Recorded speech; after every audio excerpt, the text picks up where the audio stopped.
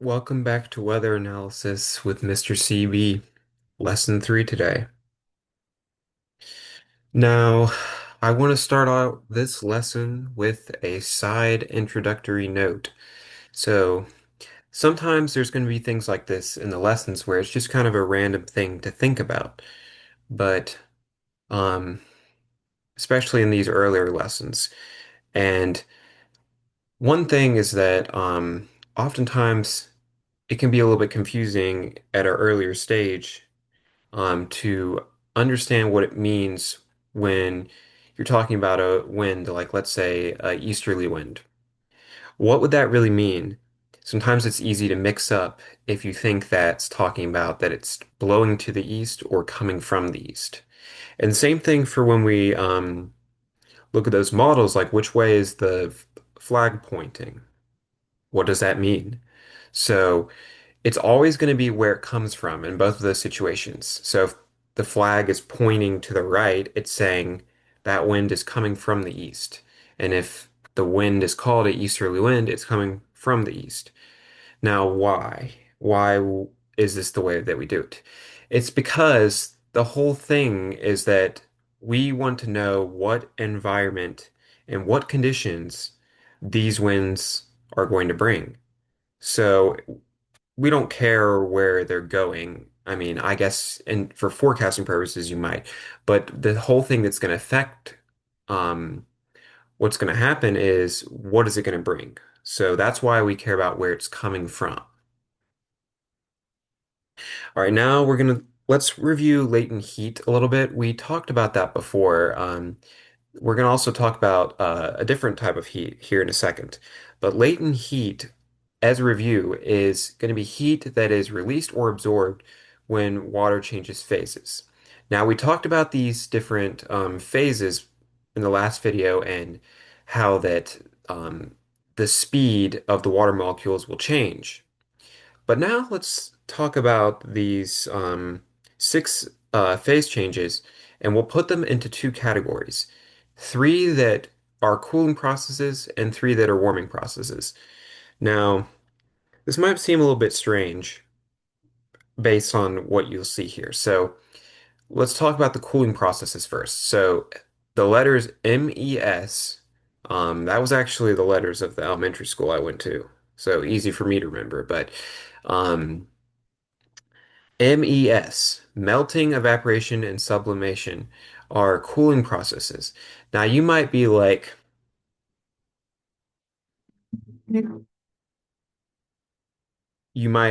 that might not have been a good representation of what you do, but you might be like, hey, melting, evaporation, that doesn't sound like cooling. That sounds like the temperature's increasing. Ooh, well, that's not the way that we look at it. The reason why we call it a cooling process is not that we're saying that, okay, the particle is cooling. It's because it cools the outside area. Because as I mentioned in the last video, balance is key. So if something's going to melt, evaporate, or sublimate, if those things are going to happen, then what's going to happen is that it's going to cool the surrounding area. It's taking energy from the surrounding area. Energy is absorbed, um, and because of that, it cools the surrounding area. So this is why they're cooling processes. And in this case, it's going from slower to faster molecular motion. So it takes energy from the surrounding air to allow the molecules to speed up. They can't just do it on their own with nothing. That would pretty much mean that energy is created. And I said energy is not created or destroyed in the closed system that we consider of our atmosphere. So once again, if you don't understand what that means, closed system is just we're forgetting about like outer space and stuff. We're just saying closing it off. This atmosphere, in this atmosphere, which is a closed system that we're referring to, energy will not be created or destroyed, just transferred or and put into a different transformed into a different form.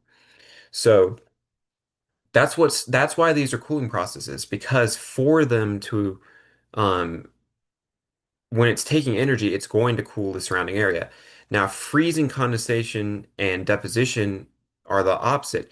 Energy is actually going to be released.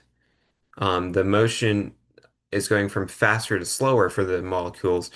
And for them doing that, it's like, we don't care, release that energy, and then it's going to warm the environment around. Now, this is going to matter more in the future when we actually talk about, situations and weather of where this can happen. So that's something that might seem a little bit backwards, but when you realize that when we're talking about cooling and warming, we're talking about what's happening to the environment, not the particle. Sensible heat is a different type of heat. Latent heat is not really something that we can see really, but sensible heat is the heat that we can actually sense or measure.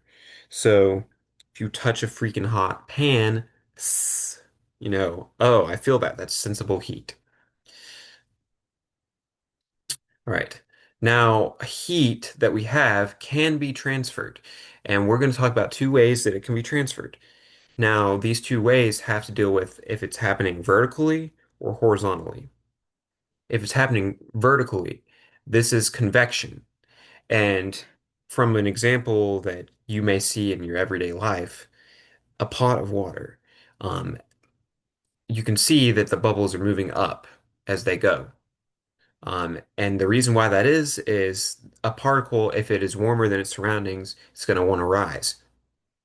Remember what I talked about, how, like, for me on my top bunk of my three bunk bed, it was always hottest for me on that thing because all the air, if it, or the particles that are, if they're warmer than their surroundings, they're going to go up. That's why that it's warmer up there.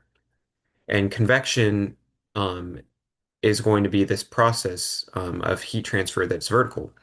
Advection is instead going to be horizontal component of airflow, and that can be done by wind.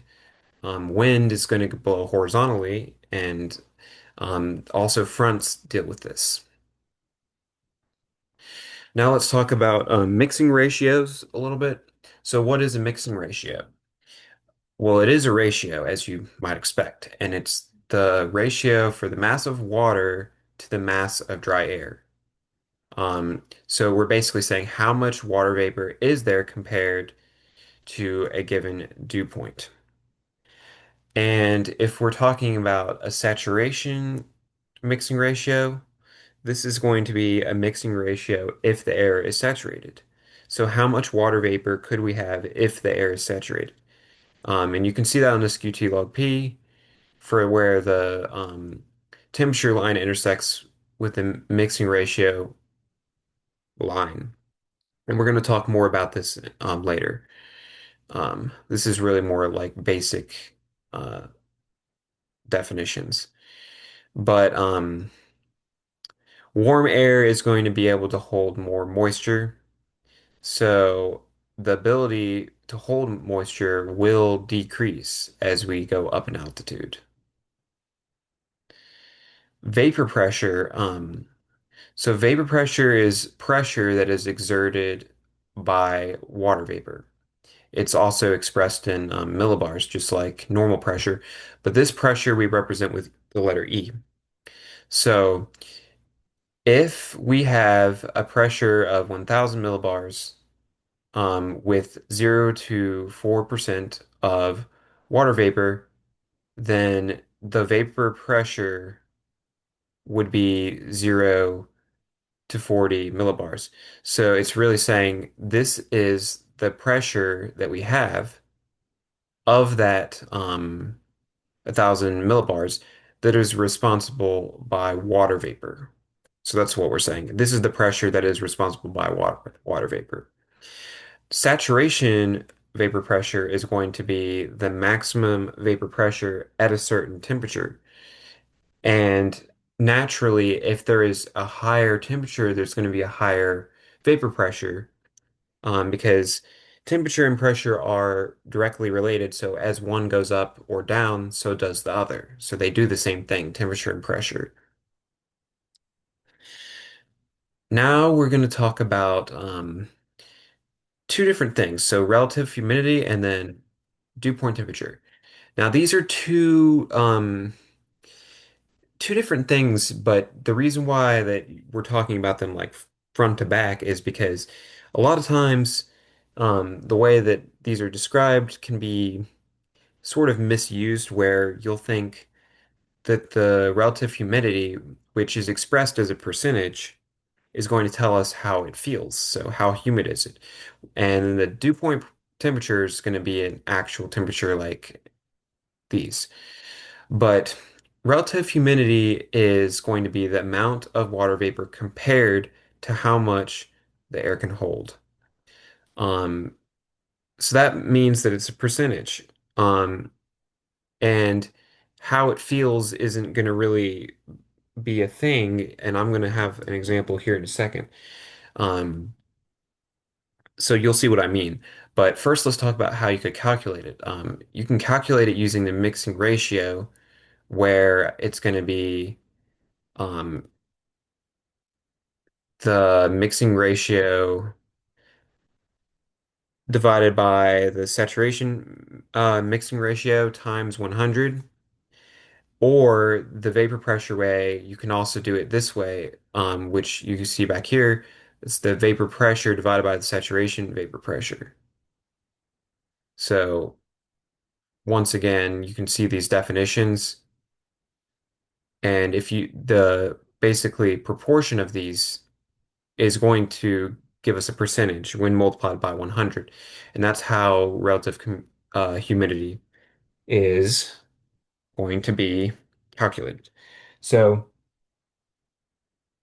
it's based on, so if you see this right here, this hot sauce thing, this is Don Victor's, okay?